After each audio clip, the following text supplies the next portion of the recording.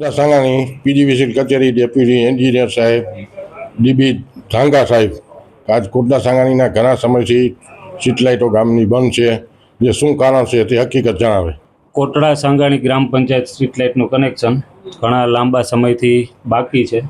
જે અંકે બે કનેક્શનમાં એક કનેક્શનની અંદર 2,28,828 અને બીજા કનેક્શનમાં 3,45,000 જેવી રકમ બાકી છે. જે બાબતે ગ્રામ પંચાયતને અનેકવાર રજૂઆત કરેલ છે, તેમજ લીગલ નોટિસ પણ મોકલેલી છે.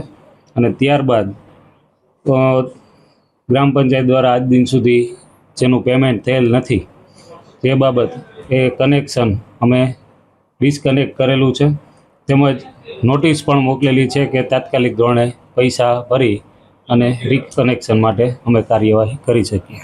સાહેબ, ખરેખર 15 દિવસથી આ સ્ટ્રીટ લાઇટો ગામની બંધ છે અને ખરેખર લોકોને ભારે મુશ્કેલી થઈ રહી છે, તે વિષયમાં આપ શું કહો?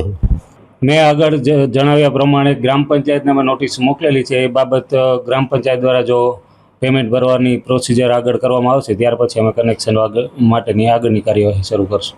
કોટડા સાંગાણી ગ્રામ પંચાયતમાં ઘણા લાંબા સમયથી પીજીવીસીએલ કચેરીનું બિલ બાકી હોવાથી પીજીવીસીએલ કચેરીએ જણાવેલ કે સ્ટ્રીટ લાઇટોનું કનેક્શન કાપી નાખવામાં આવેલ છે, જેથી કરીને કનેક્શનનું બિલ ભરવામાં આવશે, ત્યારબાદ જે કનેક્શન ચાલુ કરવામાં આવશે. કોટડા સાંગાણી સલીમ પટાણી અબતક.